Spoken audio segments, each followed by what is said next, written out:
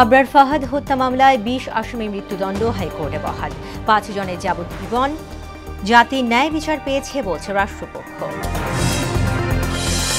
অনলাইনে আজ বিক্রি হল ২৬ মার্চের ট্রেনের আগাম টিকিট। প্রতিটি লঞ্চে থাকবে ৪ জন আনসার সদস্য। সড়কে যানজটের শঙ্কা। গ্যাস সংকটে রাজধানীতে জ্বলছে না অনেকের চুলা। সেহরি ও ইফতারের সীমাহীন ভোগান্তি। সমস্যার সমাধানে তিতাসের অনীহা। এবং ইয়েমেনে যুক্তরাষ্ট্রের বিমান হামলায় নিহত কমপক্ষে ৩০ জন। ঘূর্ণিঝড়ে লন্ডভন্ড। টেক্সাস সহ ৬ অঙ্গরাজ্য, অন্তত ৩৪ জনের মৃত্যু।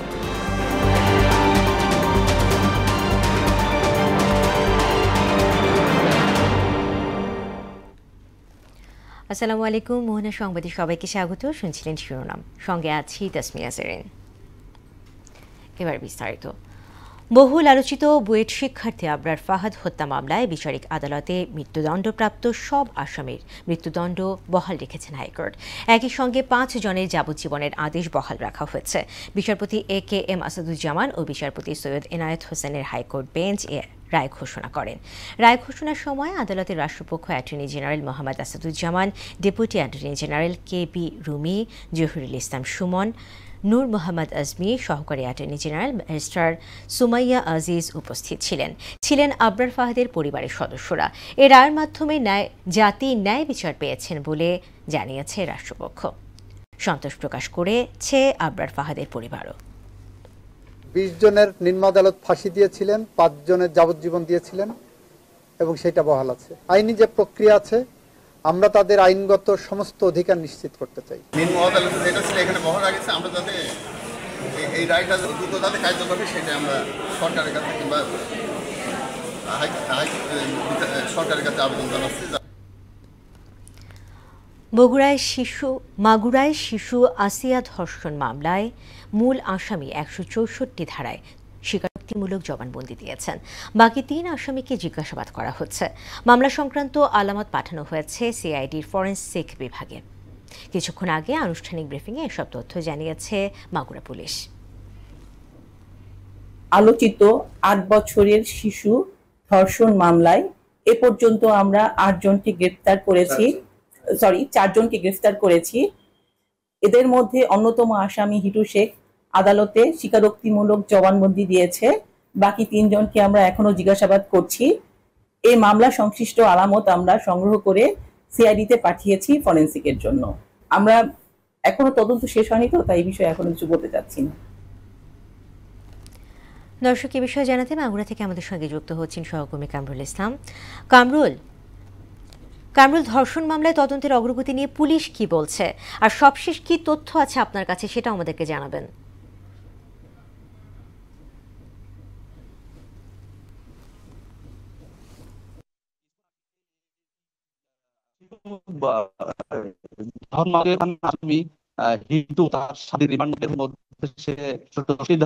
আদালতে জবানবন্দি দিয়েছে।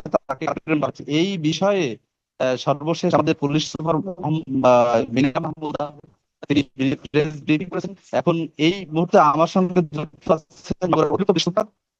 মিরাজুল ইসলাম। আমরা চলে যাচ্ছি মিরাজুলের কাছে যে সর্বশেষ পরিস্থিতি। জি, আপনি তো এই মামলার শুরুকে চলছে আসলে কতটুকু এই রহস্য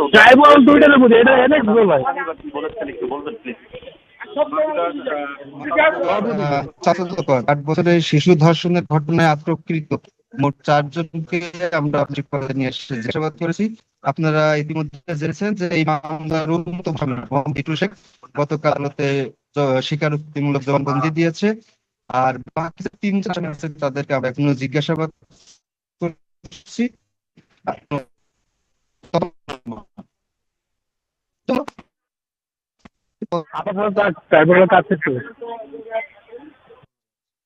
অনেক অগ্রগতি হয়েছে। এখন এই ক্ষেত্রে এরপরে এই শিশু তো মারাও গেছে, এটার সঙ্গে হত্যা মামলা যুক্ত হবে। এটা তার আইনি প্রক্রিয়ায় চলবে। অবশ্যই সেটা একটু মারাছে, এটা অবশ্যই এটা হত্যা হিসেবে কাউন্ট হবে। এই যে এখন যে ৩ জন রিমান্ডে আছে, তারা আর তাদের আমি আবারও বলছি যে আসামিদের নিরাপত্তা এবং সাথে আমরা এখনই সবকিছু বলতে পারছি না। জি, আপনাকে ধন্যবাদ। আমি যে আমাদের অতিরিক্ত পুলিশ সুপার মহোদয় মাহমুদা যে মিরাজুল ইসলাম, উনি আমাদেরকে সর্বশেষ যে তথ্য জানালেন, উনি বলেছেন যে এই মামলা তদন্ত শেষে অবশ্যই অবশ্যই এটা মামলা যুক্ত হবে। জি, এই ছিল আমার কাছে বাংলা থেকে সর্বশেষ। কামরুল, আপনাকে ধন্যবাদ। দর্শক, আমরা যেমনটা জেনেছি, আবরার ফাহাদ হত্যা মামলায় বিচারিক আদালতে মৃত্যুদণ্ডপ্রাপ্ত সবার মৃত্যুদণ্ড বহাল রেখেছেন। তো এই বিষয়ে আরও জানাতে হাইকোর্ট থেকে আমাদের সাথে যুক্ত হচ্ছেন সহকর্মী কাজী পাপু। পাপু, আবরার হত্যা মামলায় আপিলের রায় ঘোষণা করা হয়েছে, সবশেষ কি খবর আছে আপনার কাছে, আমাদেরকে জানাবেন।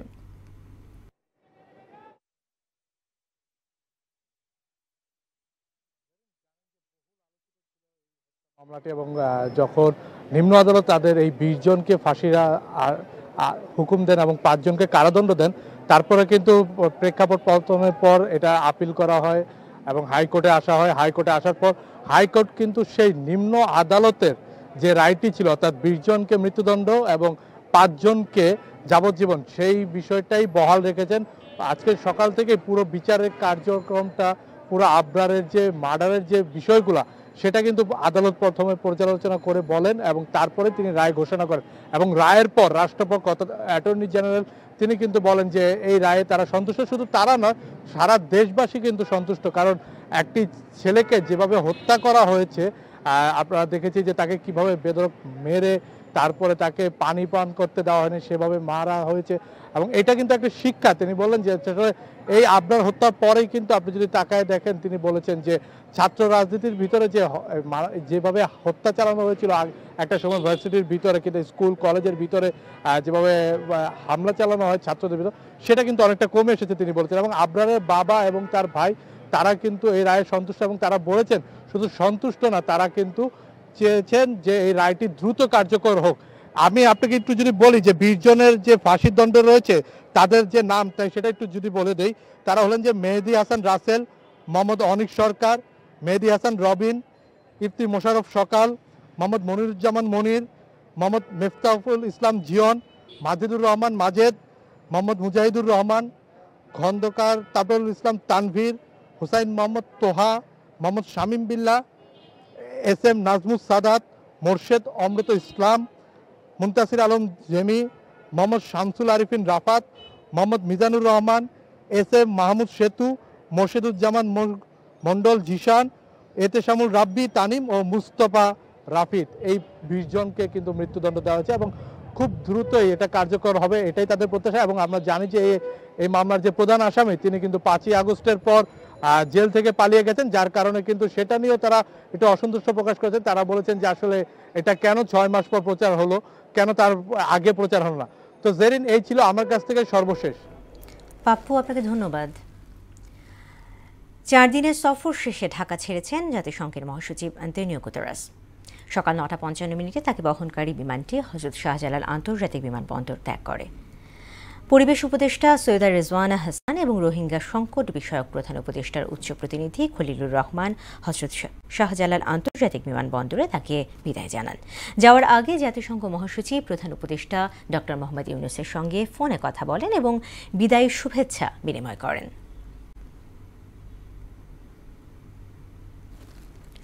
পবিত্র ঈদ উল ফিতর উপলক্ষে আন্তনগর ট্রেনের আগাম টিকিট বিক্রি 14 মার্চ থেকে অনলাইনে শুরু হয়েছে। যারা আগামী 26 মার্চ ঈদ যাত্রা করবেন তারা আজ টিকিট কিনতে পারবেন। সকাল 8টায় তৃতীয় দিনের মতো আগাম টিকিট বিক্রি শুরু হয়। যাত্রীদের সুবিধার্থে পশ্চিমাঞ্চলের ট্রেনের টিকিট সকাল 8টা এবং পূর্বাঞ্চলের ট্রেনের টিকিট দুপুর 2টা থেকে ইস্যু করার সিদ্ধান্ত নিয়েছে বাংলাদেশ রেলওয়ে। লঞ্চ যাত্রায় নিরাপত্তা নিশ্চিত করতে আজ থেকেই প্রতিটি লঞ্চে 4 জন করে আনসার সদস্য মোতায়েন করা হয়েছে। ঈদ পরবর্তী আরও 2 দিন পর্যন্ত দায়িত্ব পালন করবেন তারা। একই সঙ্গে আগামী 26 মার্চ থেকে 5 এপ্রিল পর্যন্ত 10 দিনের জন্য রাতের বেলায় স্পিড বোট এবং 24 ঘন্টা বাল্কহেড চলাচলে নিষেধাজ্ঞা দেওয়া হয়েছে। সকালে বিষয়টি নিশ্চিত করেছেন বাংলাদেশ অভ্যন্তরীণ নৌ পরিবহন কর্তৃপক্ষের জনসংযোগ কর্মকর্তা মোহাম্মদ শাহাদাত হোসেন। এই যাত্রা এবার ঢাকা টাঙ্গাইল মহাসড়কে যানজটের আশঙ্কা করছেন চালক এবং যাত্রীরা। ট্রাফিক পুলিশের বাড়তি নজরদারি সহ প্রয়োজনীয় পদক্ষেপ নেওয়ার দাবি স্থানীয়দের। যানজট নিরসনে ব্যবস্থা নেওয়ার কথা জানিয়েছে হাইওয়ে পুলিশ।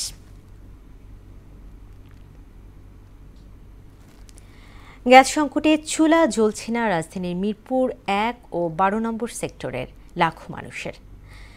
8-10 বছর ধরে দিনের বেলায় গ্যাস থাকে না এসব এলাকায়। গভীর রাতে যেটুকু গ্যাস আসে তাও নিভু নিভু। এতে রমজানে শহরি এবং ইফতারে সীমাহীন ভোগান্তি পোহাতে হচ্ছে লাখো মানুষকে। তিতাস কর্তৃপক্ষের কাছে বারবার ধর্ণা দিলেও লাভ হয়নি এলাকাবাসীর। আরও জানাচ্ছেন সুরাইয়া মুন্নি। মিরপুরের 12 নম্বর সেক্টরের সি ব্লকের বাসিন্দা আজিজ সারা জীবনের সঞ্চয় এবং ব্যাংক ঋণে 6তলা বাড়িটি বানালেও মন ভালো থাকে না তার। সংযোগ থাকলেও গ্যাসের অভাবে কোনো ভাড়াটেই থাকে না দীর্ঘ সময়, ফলে বছরের একটা বড় সময় ফাঁকা থাকে ফ্ল্যাট। বর্তমানে পরিস্থিতি লাগে যে এখানকার ঘর বাড়ি ছেড়ে দিয়ে আমরা মনে করেন যে দেশে চলে যায়। আর আমাদের তো নাই, কোনো ভাড়াইটাও থাকতে চায় না। এই যে দেখেন এত বড় বাড়াই করছি, আমাদের লোনের বাড়ি, কিন্তু ভাড়াইটা থাকতে চায় না গ্যাসের কারণে। একই অবস্থা মিরপুর 1-এর বড়বাজার ও হরিরামপুর সহ বিভিন্ন এলাকার। 8-10 বছর ধরে দিনের বেলা গ্যাস থাকে না বলে জানান স্থানীয়রা। গভীর রাতে কিছুটা গ্যাস মিললেও তাতে হেসেল চলে না ঠিকমতো। যাদের সামর্থ্য নেই তারা লাকড়ির চুলায় রান্নাবান্না সারছেন। গ্যাস থাকে না, গ্যাস নাই, এই এলাকায় কোনো গ্যাসও নেই। বিগত 8-10 বছর যাবত কোনো গ্যাস পাচ্ছি না। বাচ্চারা স্কুলে ঠান্ডা খাইয়ে যেতে হয়, তার জন্য শারীরিক অনেক অসুস্থ হয়। আমরা বহুবার আবেদন করছি তিতাস গ্যাস কর্তৃপক্ষের কাছে, কিন্তু আমাদের সেই আবেদনের কোনো সুরাহা ওনারা দিচ্ছে না। মাসে মাসে বিল দিলেও লাইনে গ্যাস নেই। সিলিন্ডারের পেছনে বাড়তি অর্থ খরচ করতে গিয়ে সীমিত আয়ের মানুষের নাভিশ্বাস অবস্থা। আমরা তো সাধারণ মানুষ, আমাদের মনে করেন নিম্ন শ্রেণীর মানুষ, আমরা যে গ্যাস কিনবো বা সিলিন্ডার কিনবো এরকম আমাদের কোনো তৌফিক নাই, বা এভাবে আমরা পারছি না। গ্যাস থাকে না, সকাল ভোরে থেকেই গ্যাস থাকে না, সে আস্তে আস্তে সন্ধ্যা হয়ে যায়, আস্তে আস্তে আবার একটু সন্ধ্যার দিকে একটু আসে কোনো রকম, রাত্রে আবার চুইলা জায়গা রাত 12:30-1টার দিকে আসে। তিতাসের অফিসে যোগাযোগ করেও গ্যাস সংকটের সুরাহা হচ্ছে না বলে জানান ভুক্তভোগীরা। সুরাইয়া মুন্নি, মোহনা সংবাদ, ঢাকা। দেশের বাইরে খবর। মধ্যপ্রাচ্যের যুদ্ধ বিধ্বস্ত দেশ ইয়েমেনে ভয়াবহ হামলা চালিয়েছে যুক্তরাষ্ট্র। এতে কমপক্ষে 23 জন নিহত হয়েছেন। নিহতদের মধ্যে নারী ও শিশুও রয়েছেন। আহত হয়েছেন আরও অনেকে। ইয়েমেনে হুথি যোদ্ধাদের অবস্থান লক্ষ্য করে চালানো হামলায় হতাহতের এই ঘটনা ঘটে। মূলত গাজা নিয়ে ইসরায়েলকে হুমকি দেওয়ার পর হুথিদের অবস্থান লক্ষ্য করে এই হামলা চালায় যুক্তরাষ্ট্র। রোববার এক প্রতিবেদনে এই তথ্য জানিয়েছে সংবাদ মাধ্যম আল জাজিরা। ঘূর্ণিঝড়ের আঘাতে লণ্ডভণ্ড যুক্তরাষ্ট্রের টেক্সাস, আরকানসাস সহ বিভিন্ন অঙ্গরাজ্য। এ পর্যন্ত 34 জনের মৃত্যু হয়েছে। এদিকে ওকলাহোমায় 130টির বেশি দাবানলের খবর পাওয়া গেছে, যা 266 বর্গমাইল এলাকা জুড়ে ছড়িয়ে পড়েছে। দুর্যোগে যুক্তরাষ্ট্রের 6টি অঙ্গরাজ্যের প্রায় 2.5 লাখ বাড়িঘর ও ব্যবসা প্রতিষ্ঠান বিদ্যুৎহীন হয়ে পড়েছে। জরুরি অবস্থা জারি করা হয়েছে জর্জিয়া এবং আরকানসাসে। ইশতিয়াক হোসেনের ডেস্ক রিপোর্ট। যুক্তরাষ্ট্রের মধ্য পশ্চিমাঞ্চল ও দক্ষিণ পূর্বাঞ্চলে অন্তত 40টি শক্তিশালী টর্নেডো ও ভয়াবহ ঝড়ে 31 জন নিহত হয়েছে। বিধ্বংসী এই ঝড়ে মিজোরিতে সবচেয়ে বেশি প্রাণহানি হয়েছে, যেখানে 12 জনের নিহতের তথ্য নিশ্চিত করেছে কর্তৃপক্ষ। একই সঙ্গে টেক্সাস, আরকানসাস ও জর্জিয়াতেও প্রাণহানি ও ব্যাপক ক্ষয়ক্ষতির খবর পাওয়া গেছে। এছাড়া মধ্য মিসিসিপি, পূর্ব লুইজিয়ানা এবং পশ্চিম টেনেসিতে টর্নেডোর সতর্কতা জারি করা হয়েছে এবং এই অঞ্চলে আরও দুর্যোগপূর্ণ আবহাওয়ার আশঙ্কা করছে প্রশাসন। দক্ষিণ পূর্বাঞ্চল জুড়ে খারাপ আবহাওয়া অব্যাহত থাকায় এই 3টি অঙ্গরাজ্যের পাশাপাশি অ্যালাবামা এবং আরকানসাসের কিছু অংশে বন্যার সতর্কতা জারি করা হয়েছে। বাতাসের গতিবেগ ঘন্টায় 100 মাইল হওয়ায় টেক্সাস, কানসাস, মিজৌরি ও নিউ মেক্সিকোতে বেড়েছে দাবানলের ঝুঁকি। এরই মধ্যে ওকলাহোমায় 130টির বেশি দাবানলের খবর পাওয়া গেছে, যা 266 বর্গমাইল এলাকা জুড়ে ছড়িয়ে পড়েছে। আগুন দ্রুত ছড়িয়ে পড়ায় কিছু এলাকাকে ইতোমধ্যেই খালি করার নির্দেশ দিয়েছে প্রশাসন। এ দুর্যোগে যুক্তরাষ্ট্রের 6টি অঙ্গরাজ্যের প্রায় 2.5 লাখ বাড়িঘর ও ব্যবসার প্রতিষ্ঠান বিদ্যুৎহীন হয়ে পড়েছে। পরিস্থিতি মোকাবেলায় জর্জিয়া ও আরকানসাসে জরুরি অবস্থা ঘোষণা করা হয়েছে। ইশতিয়াক হোসেন, মোহনা সংবাদ। ঈদ উপলক্ষে বাজারে মশলার দাম আকাশ ছোঁয়া। সরবরাহ ঠিক থাকলেও কেন বাড়ছে তা জানার চেষ্টা করব সহকর্মী মাহবুব হাসান রিপনের কাছ থেকে।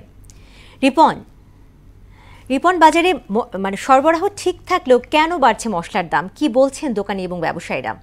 সিন্ডিকেটের কোনো প্রভাব আছে কিনা?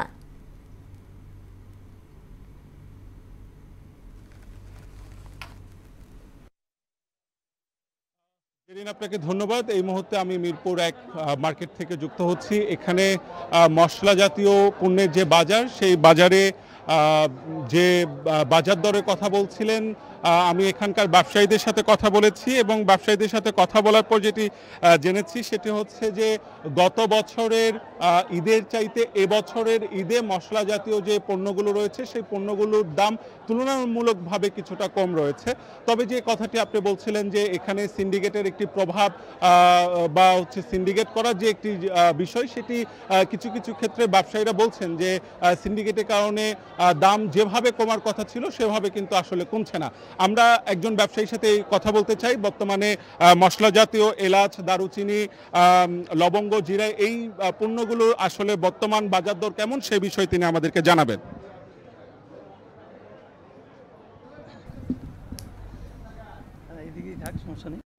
গেছে বছরের চাইতে এই বছরে এলাচির তুলনায় খেলে এর দাম একটু বেশি, আর অন্য জিনিস সব জিনিসের দাম কম আছে, যেমন ডাল, চাল, চিনি, তেল সব কিছুর দাম কম আছে। আর জিনিস হয়তো যেহেতু দেখা গেছে জিরার দাম গেছে বছর ছিল আপনার 1000 টাকা কেজি, এবছর আছে 600 টাকা কেজি, ভালোটা। আর এলাচির তুলনায় খেলে এলাচিটার দাম একটু বাড়তি, হয়তো বা এটার দামও কমবে, কমার সম্ভাবনা খুব বেশি একটা আছে। কাজু বাদামের কেজি হচ্ছে হলো আপনার 1620 টাকা কেজি, কাঠবাদামের কেজি হচ্ছে হলো আপনার 1160-70 টাকা বেচতেছি আমরা। লবঙ্গ দাম হচ্ছে হলো আপনার 1420 টাকা, 1400 টাকা বেচতেছি। তারপর হচ্ছে আপনার গুলমরিচের দাম আছে আপনার হলো 1200 টাকা, 1180 টাকা বেচতেছি আমরা। সিন্ডিকেট বলতে আসলে সিন্ডিকেট বলতে কিছুই না, এগুলো জিনিসের হয়তো আমদানির কারণে হয়তো বা একটু রেট উল্টাপুল্টা আছে আর কি। যেদিন আমরা কথা বলছিলাম, আমরা যদি আপনাকে জানাতে চাই তাহলে সেটি হচ্ছে যে গত বছর এলাচের দাম ছিল 3250 টাকা, সেই এলাচ এই বছর কিন্তু 4700 টাকায় পাওয়া যাচ্ছে। দারুচিনির দাম গত বছর ছিল 550 টাকা, সেটার দাম কিছুটা কমেছে। এই বছর দারুচিনি আমরা 470 টাকায় পাচ্ছি। লবঙ্গ, জিরা এই দামগুলো গত বছরের চাইতে এই বছর কিন্তু তুলনামূলকভাবে কম। সেই ক্ষেত্রে জয়ফল, জয়ত্রী, আলু বোকরা এই দামগুলো গত বছরের চাইতে কিছুটা বেড়েছে। তো এই ঈদ উপলক্ষে এখনো ঈদের 15 দিন বাকি আছে। তো ঈদ উপলক্ষে বর্তমানে যে মশলা জাতীয় পণ্যের যে বাজার, সেই বাজারটি কিছুটা সহনশীল পর্যায়ে আছে। তবে সেটি কতদিন পর্যন্ত সহনশীল পর্যায়ে থাকে ঈদের আগে সেটি এখন। রিপন, আপনাকে ধন্যবাদ। চলতি মৌসুমে শেরপুরে আলুর বাম্পার ফলন হলেও পর্যাপ্ত সংরক্ষণ ব্যবস্থা না থাকায় দুর্ভোগে পড়েছেন কৃষকরা। 3টি হিমাগার থাকলেও স্থান সংকটের কারণে বাধ্য হয়ে অনেক কৃষক কম দামে আলু বিক্রি করছেন। কৃষকদের দাবি আরও কোল্ড স্টোরেজ নির্মাণের প্রয়োজনীয় ব্যবস্থা নেওয়ার আশ্বাস দিয়েছেন বিএডিসি কর্মকর্তারা। মাইনুল হোসেন প্লাবনের প্রতিবেদন, জানাচ্ছেন শারমিন স্বর্ণা। শেরপুরে 2024-25 অর্থ বছরে 5212 হেক্টর জমিতে আলু চাষের লক্ষ্যমাত্রা নির্ধারণ করেছিল কৃষি বিভাগ। তবে লক্ষ্যমাত্রা ছাড়িয়ে 5317 হেক্টর জমিতে আলুর আবাদ হয়। শেরপুরে 3টি হিমাগারে প্রায় 10,000 টন আলু সংরক্ষণের সুযোগ আছে, যা উৎপাদনের চেয়ে অনেক কম। তাই হিমাগারে প্রচণ্ড চাপ বেড়েছে। কৃষকদের দাবি খরচের টাকাও তারা উঠাতে পারবে না। শেরপুরে এবার অনেক আলুর চাষ হয়েছে, কিন্তু এবার কোল্ড স্টোরের ধারণ ক্ষমতা অনেক কম। আমরা শেরপুরবাসীর এই আলু চাষাবাদ বেশি হয়, যার কারণে আমরা এই কোল্ড স্টোরে আলু নেওয়ার রাখার মতো জায়গা পাইতেছি না। আরেকটা কোল্ড স্টোর হলে আমাদের জন্য খুব ভালো হতো। কিছু আপনার বিএডিসি লোনের যে পরিমাণ, এই পরিমাণ নিছে, আর বাকিগুলো আমাদের আছে বীজ। এই বীজগুলো এখন আমরা তাদের রাখতে চাইছি, তাদের এখন নিতেছে না। আমরা খুব ভোগান্তিতে আছি। মাল নামতেছে মোটামুটি ভালোই, কিন্তু মাল নামে এক গাড়ি আসে 3 গাড়ি, এই জন্য রাস্তাঘাটের মধ্যে খুব জাম। আমরা এখানে আলু নিয়ে আসছি, গরিব মানুষ, এলে কর্ম করে খাই। আলু এখানে না নেয়, তাহলে আলু নিয়ে আমরা কোথায় যাব? জেলায় যে পরিমাণ আলু উৎপাদন হয়েছে তার 10 ভাগের 1 ভাগ রাখার জায়গা আছে বলে জানান এই কর্মকর্তা। যে পরিমাণ আলু উৎপাদন হয়েছে তা বিভিন্ন গণমাধ্যম বা অফিসের মাধ্যমে জানা গিয়েছে যে ৯৫,০০০ মেট্রিক টন উৎপাদন হয়েছে, কিন্তু আমাদের কোল্ড স্টোর ধান হয়েছে ১০,০০০ মেট্রিক টন। আমাদের ১০ ভাগের ১ ভাগ নেওয়ার ক্ষমতা, আমরা তো সবগুলি নিতে পারবো না। তবে আলু সংরক্ষণের জন্য চেষ্টা করা হচ্ছে বলে জানান এই কর্মকর্তা। আমাদের এখানে ধারণ ক্ষমতা ১,০০০ মেট্রিক টন, আমার এখানে উৎপাদন হয়েছে ২৫০০ মেট্রিক টন। আমি আরো ৫টা জেলার যে হিমাগার আছে সেখানে প্রেরণ করতেছি। এবছর জেলায় ৯৫,৭০৬ টন আলু উৎপাদন হয়েছে। শারমিন স্বর্ণা, মোহনা সংবাদ। শেষ করব মোহনা সংবাদ, যাবার আগে শিরোনামগুলো আরও একবার।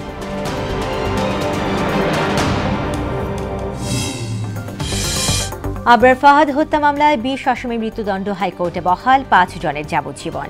জাতি ন্যায় বিচার পেয়েছে বলছে রাষ্ট্রপক্ষ।